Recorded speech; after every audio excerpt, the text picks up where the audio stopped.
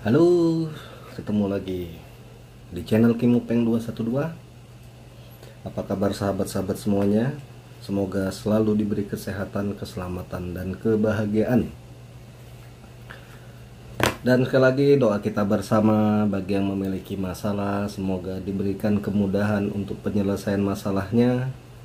Bagi yang susah diberi kebahagiaan, bagi yang sakit diberi kesembuhan, bagi yang sedang menghadapi ujian semoga cepat teratasi, dan bagi yang belum subscribe dong. Sahabat-sahabat Kimupeng semuanya, di vlog kali ini kita akan sedikit membahas tentang masalah pesugihan. Di antaranya pesugihan angklek balungan wesi. Tuh anak saya ngintip-ngintip lagi. Jadi angklek balungan wesi ini sempat populer di era 70 tahun 70-80-an, di mana pelaku pesugihan ini bersekutu dengan makhluk gaib yang berupa jerangkong atau tengkorak hidup. Pesugihan ini memiliki efek turun-menurun. Pesugihan ini efeknya turun-menurun, misalnya si A sebagai pria yang memiliki pesugihan angklek tersebut, selanjutnya dia akan menurunkan kepada anaknya wanita. Apabila dia tidak memiliki anak wanita, maka akan turun kepada cucunya yang wanita, dan begitu seterusnya.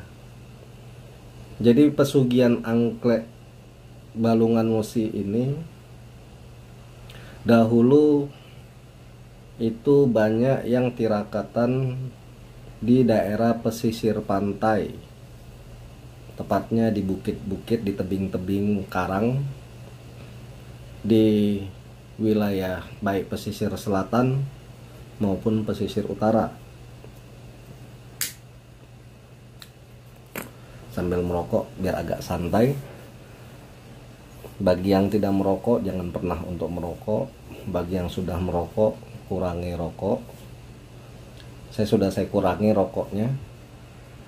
Satu bungkus isi 20, sekarang saya kurangi tinggal 15. Kan sudah saya kurangin. Ya, itu hanya sekedar intermezzo. Kembali lagi ke angklek balungan wesi tadi. Seperti namanya, angklek itu adalah berawal dari kata bunyi gemeretak dari tulang. Klek klek klek klek, maka sama masyarakat pada saat itu disebut angklek.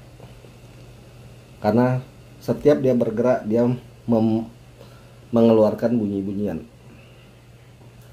Balungan wesi.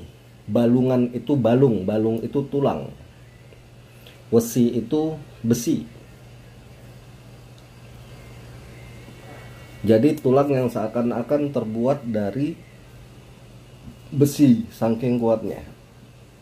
Dan pamor, energi maupun aura dari angklek ini sangat kuat. Jadi setiap saat-saat tertentu, seperti biasa namanya pesugihan, dia akan meminta tumbal.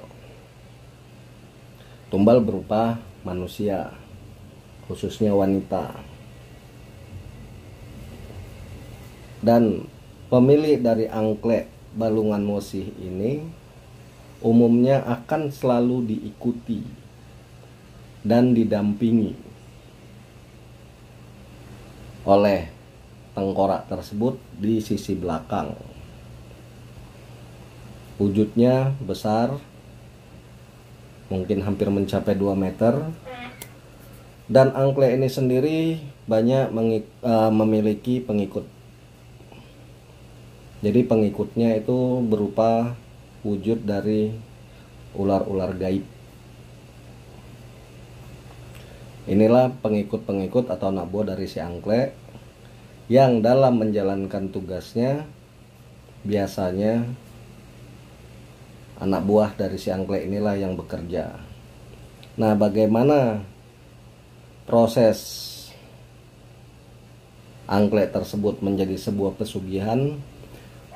Pada umumnya si pemuja setelah memberikan sesajen atau tumbal, maka angklek akan melancarkan segala urusan apapun itu, segala urusan dari si pemujanya. Pemujanya tersebut di mata si angklek adalah tuannya, jadi angklek ini adalah pelayan. Apabila kita memiliki pamor yang kuat, angklek akan menjadi pelayan. Tetapi apabila kita memiliki ketakutan yang berlebihan, maka posisi akan terbalik.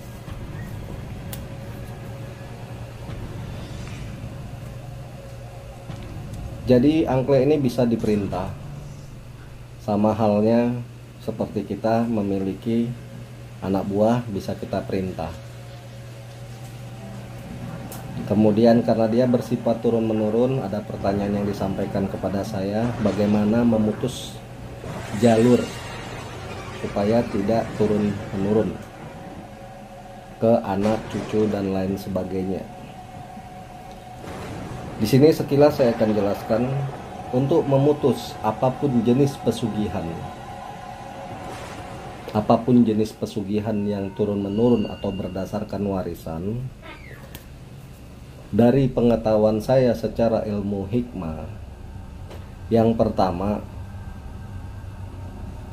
si pewaris harus dibersihkan, baik secara jasad maupun rohani, dengan cara memandikan si pewaris tersebut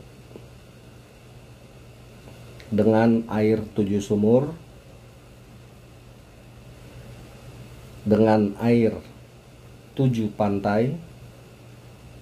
7 pantai di sini maksudnya misalnya di pesisir utara ada daerah A, B, C, D, silakan setiap daerah diambil 1 gayung atau secukupnya.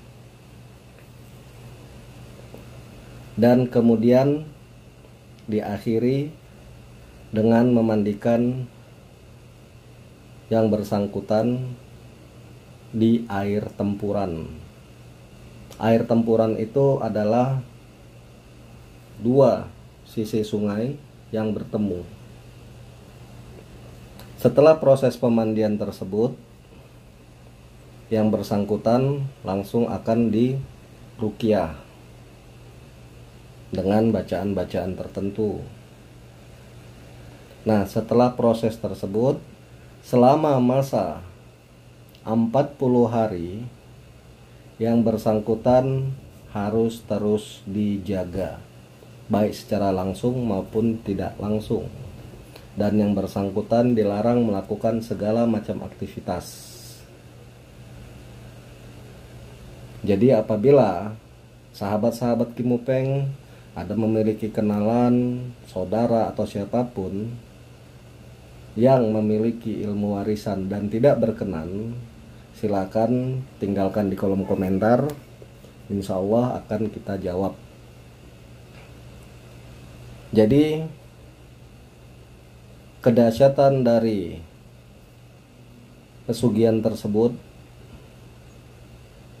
dia bisa menghilangkan nyawa. Dan efek dari pesugihan tersebut, yang bersangkutan di masa hidupnya setelah meninggal dunia, ini jasadnya akan masuk ke alam gaib menjadi anggota atau pelayan dari angklek, berupa wujud, bisa berupa ular atau lain sebagainya. Wallahu a'lam bishawab. Jadi untuk visual dari angklek tersebut bisa disaksikan, bisa dilihat di sini. Itu lebih kurangnya. Harapan saya kepada siapapun, sahabat-sahabat di luar sana, baik yang menyaksikan video ini, jangan sekali-sekali bersekutu dengan jin ataupun setan. Apapun beban hidup yang Anda alami, serahkan semuanya kepada Allah, pada Tuhan Yang Maha Esa. Mohon kepadanya dengan bersungguh-sungguh.